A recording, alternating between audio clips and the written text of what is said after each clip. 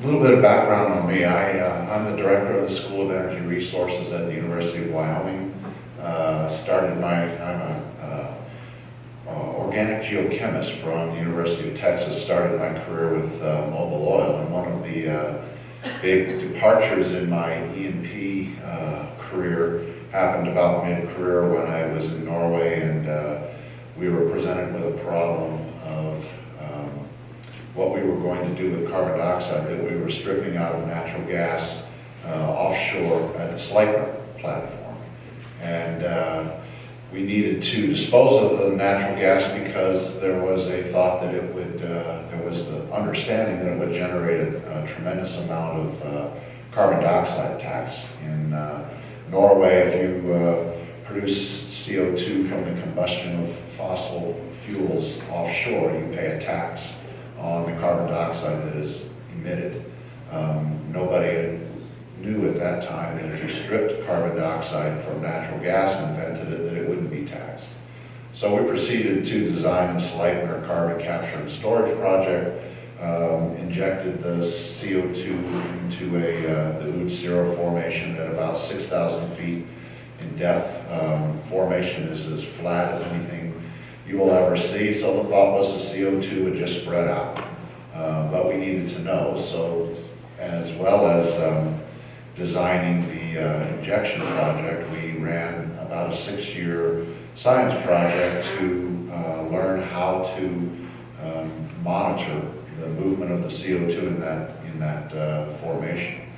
The project started injecting CO2 in 1995, I believe. And it is still going today. It is probably, by this time, injected about 15 to 17 million tons of carbon dioxide.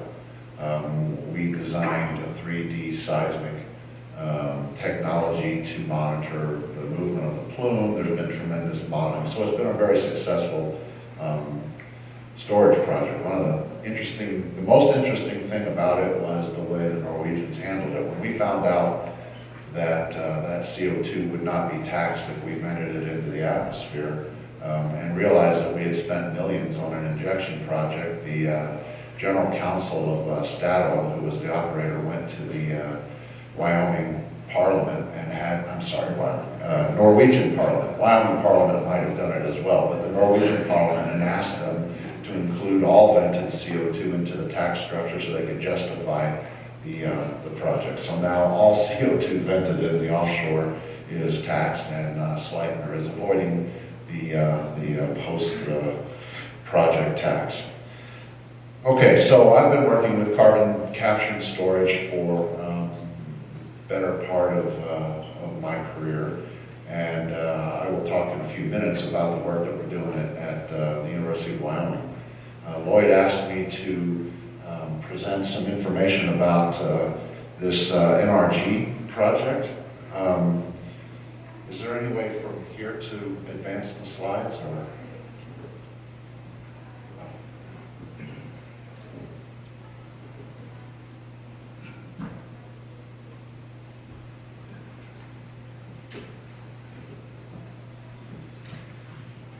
And he has given me, Lloyd has given me his notes on his trip to the W.A. Parrish Generation Facility, which is developing a carbon capture, utilization, and storage project. And the utilization is for enhanced oil recovery.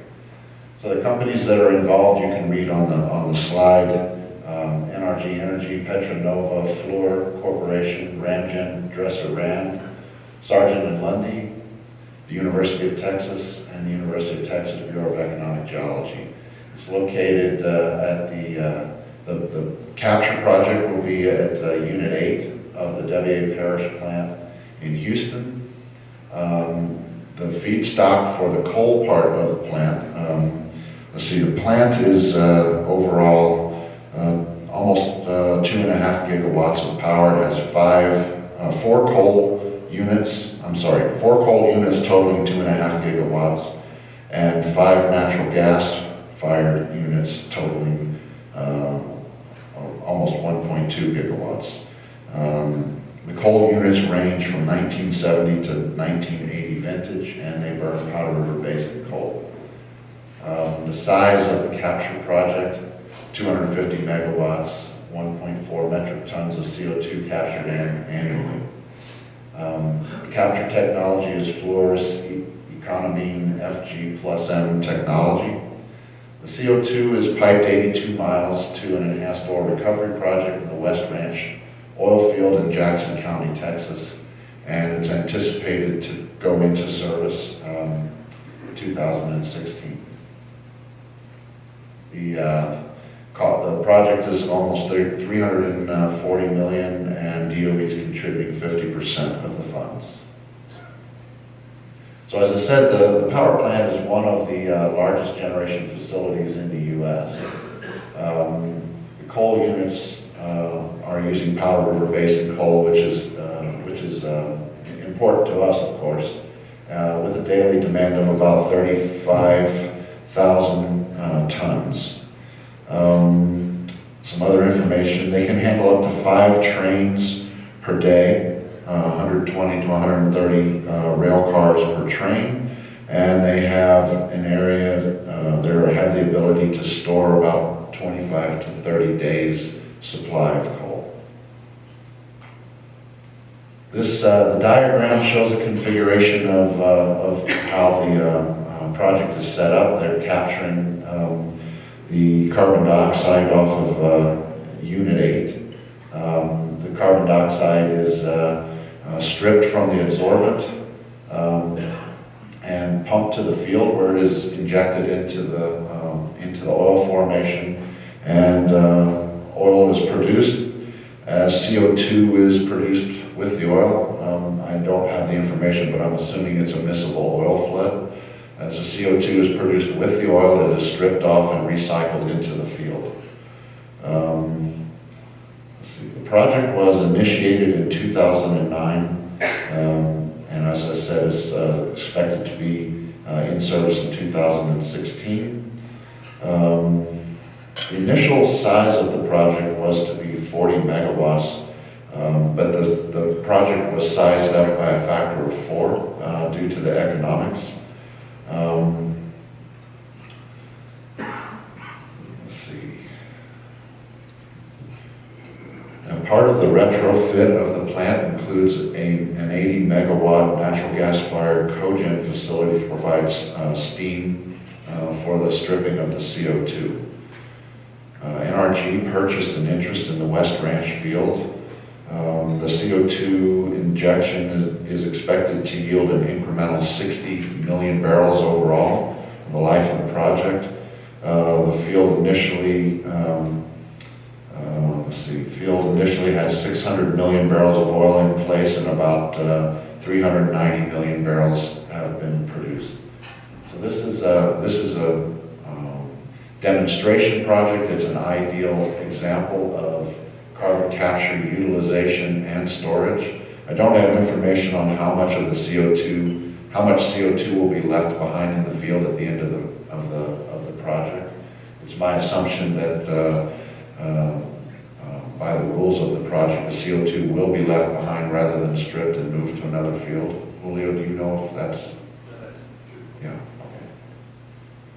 So, 2 main goals of the demonstration: show that carbon capture will work at a commercial scale when retrofitted on an existing coal plant, and to demonstrate other emerging technology advancements that will make post-combustion carbon capture more economically viable.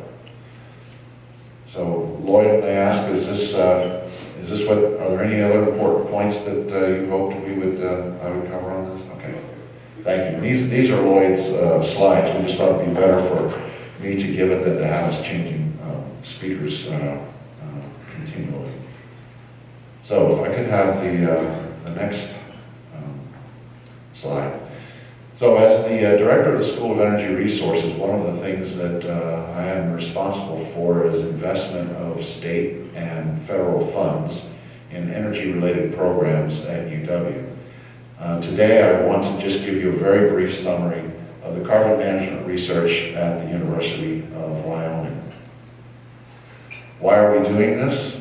This is an an excellent picture of the reason. Wyoming's coal industry contributes $1.2 billion plus or minus annually to state revenues. Coal mining is a very important part of our state's economy, both in terms of tax revenue and jobs. And of course, the concern about carbon dioxide emissions in the use of coal is seriously threatening existing markets for coal. Most of Wyoming's produced coal goes to combustion in pulverized coal power plants, and so control of carbon emissions in the use of coal is a huge issue for the state. One of the areas that we are looking at, which is a longer range project, is to ship products that add value to our coal and keep the carbon dioxide in the state of Wyoming. This slide shows the increase in value from conversion of coal into the amount of product that can be produced from coal. So obviously, and this shows Peabody's coal reserves. So the production of Peabody's coal reserves and sale of them as coal is projected as the baseline to produce about $288 billion in revenue for the company. The conversion of that coal to electricity, which is the lowest value use of the coal, would generate about $700 billion. The conversion of the same amount of coal to synthetic natural gas would produce about $1.8 trillion, and conversion of motor fuels would generate about $3.6 billion. So value-added technologies, or technologies that allow us to add value to the coal, is an extremely important part of our research program. So we have, as I said, I'm responsible, oversee the investment of state and federal money in carbon management types of research. The Clean Coal Technology Fund is a fund that Governor Freudenthal envisioned, and the legislature appropriated funds into over 5 separate periods. The total amount of funding provided by the state and sourced from AML funds is about $35 million. The requirement for the use of that money is at least a 1-to-1 match. So we over the time have invested those funds in research projects that have a total research value of about $80 million. Main areas of focus have been carbon capture, coal conversion, and carbon storage, a wide range of technologies that contribute to those processes. The program's been in place for 6 years. There are what we consider some extremely successful results. One of which is a cryogenic carbon capture technology that, combined with some natural gas technology, provides both carbon capture as a solid and energy storage. The two combined, installed at a power plant, are predicted to be very low parasitic energy way to capture 99% of the CO2. We've also had a carbon capture project that was quite successful, that utilizes fly ash from the combustion of the coal. It's caustic fly ash, and it reduces the CO2 in the emissions by about 25%, which will help to, with a very small footprint, which will help to reduce the size of the plant that is required to do the absorption or removal of the rest of the CO2. And we've had other successes, but those are two of the notable ones in the carbon capture field, which is something that we're focusing more on. One of the big issues with this is that the state has been very generous in funding the research. Now that these technologies have been successful at the pilot scale, we need funds to do the demonstration.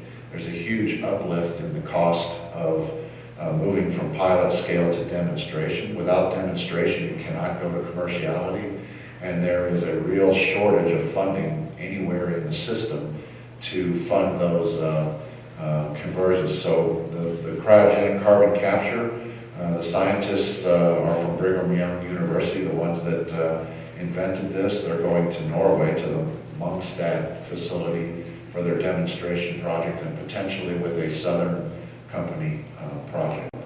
The others are still looking for the funding for the demonstration scale. So I have my colleague Julio Friedman sitting over here, and who is now with the Department of Energy, making an appeal that we think about how we fund through government and private sector partnerships fund these demonstration projects. The NRG project that I just talked about is a great example of how that works. Another more visible research project that we've done on carbon management, which I will talk a little bit about very quickly, is our Wyoming Carbon Underground Storage Project. It was designed to prove up a commercial CO2 storage site. It was conducted with $11 million from the state, and actually almost $11 million from DOE. The project drilled a disposal well to about 15,000 feet, tested injectivity, did a tremendous amount of science, and I'll talk a little bit more about that. Finally, we're involved in a consortium, the Joint U.S.-China Clean Energy Research Center Advanced Coal Technology Consortium, about $5.7 million Wyoming share, and the work that we're doing at Wyoming is coal conversion, looking at catalysts that convert synthesis gas in one step to petrochemical intermediates. We're looking at gasification kinetics for Powder River Basin coal, and 2 projects looking at CO2 injection for storage. So let me talk a bit about the YCUS project. In phase 1, we characterized the reservoir. During the transition phase, we did a tremendous amount of science on the data we collected in the well.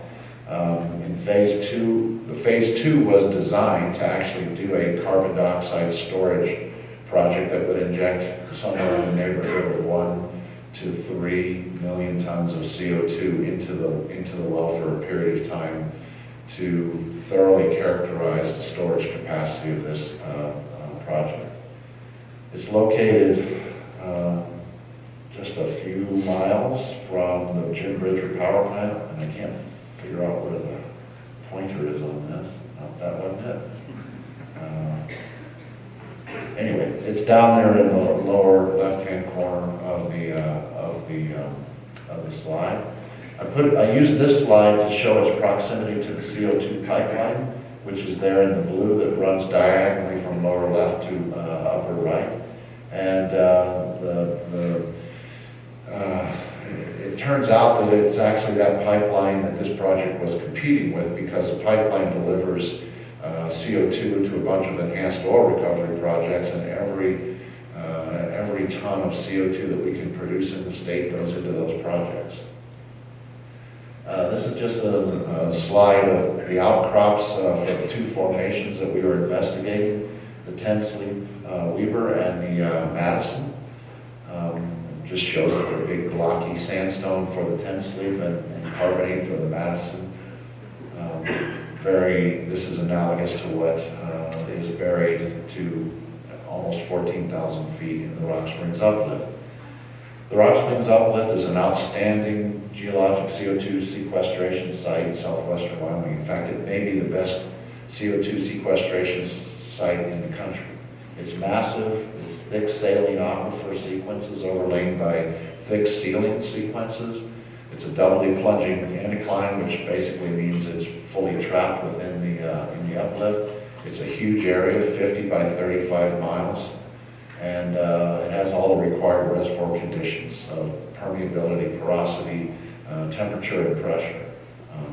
CO2 can be injected into the reservoirs in the liquid stage, which is what you want because it's the smallest volume, and it stays as a liquid in the trap. Just a picture of the anticline The formations of interest are down in the lower section in the pink, I believe. Madison is in the green, so in the lower part of the slide. Yeah, here we go, down in this section. Before we did the project, we did a lot of modeling of what, based on what we thought the reservoir looked like, of how much CO2 we can inject and what would happen to it over time. This is a picture, a snapshot of the model that shows 15 million tons of CO2 injected per year for 50 years, with a total of 750 million tons, using 9 injector wells. And it's confined to a 5 square mile area, which is just a small fraction of the total storage area in the Rock Springs uplift. And the results of this gave us confidence that we could inject the CO2 and that it would stay put. One of the things that we realized very early on, in order to avoid exceeding fracture pressure, we would have to move a lot of water. And this shows an injection of just over 1 cubic kilometer in volume of liquid CO2, and it shows that over time, the same amount of water is moved out of the zone of injection. And it's a tremendous amount of water, 680 million barrels of oil. I'm sorry, it's more than that. It's up here somewhere, 6 billion barrels of oil. And for comparison, over the life of the Salt Creek field, which has been producing oil for over 120 years, we produce 680 million barrels. So it's 10 times the amount of liquids handling in order to produce this project. So water handling became a very important part of our assessment of this project. And just conceptually, we designed how this would work: inject in the middle of an area where you surrounded by producing water production wells. The water would need to be treated and put to beneficial use. It turns out, after doing water analyses, that there's a lot of mineral value in those saline brines, and so it turns out that the water production actually helps to defray the cost of the project. So in Y-Cusp phase 2, we needed to complete the well. Required a little bit of additional money. We needed to run drill stem tests to satisfy the UIC Class 1 permit for injectivity testing in the well. Performed small-scale water injection tests, not CO2. And this became a major problem in this project. Was we could not have possibly afforded the CO2 that we needed to run a true injection test at this well. We anticipated, or we calculated that to run the scale of injection that we wanted to run would cost us $100 million, 10 times let's say 5 to 10 times the cost of actually drilling the well and doing the science to characterize it. It very quickly became apparent that we could not compete with the EOR projects for the CO2 that was available. So we injected water to test all the parameters, and then we were relying on modeling to tell us exactly how the CO2 will behave in the subsurface. The well has been completed in the last several months as a microseismic monitoring well. Microseismicity is one of the big concerns in any injection project, micro-earthquakes. So we're collecting baseline data. With the microseismic monitoring geophones in the well, so that we'll have a good database when we go to the injection phase. So I'm going to summarize by saying that this well did prove up a commercially viable CO2 storage facility. It could easily store all of the CO2 produced from power generation in the state of Wyoming if you could get it to the site in the Rock Springs uplift. We we'll probably, we will continue to study the well in terms of the trapping of CO2. We're doing work on the seals, which were cored. We're doing geochemical work to evaluate the chemical reaction of the CO2 with the seals. By the time we're done, in about 18 months' time, this will be the best characterized CO2 site in the U.S., except for the part that we didn't get to inject any CO2. So this is I'll end with this picture of the drilling rig, and you can see the Jim Bridger power plant here in the background. It's one of the more successful carbon storage projects in the U.S. I believe we achieved all the goals except for, of course, the longer range CO2 injection. The Carbon Management Institute at the University of Wyoming oversaw this project. The Carbon Management Institute is currently reevaluating, or let's say evolving their mission. There's very little demand right now for carbon storage in saline aquifers. We're moving the investigation upstream, if you will, looking more at carbon capture and carbon conversion technologies. So, thank you, and I assume we'll have questions later, but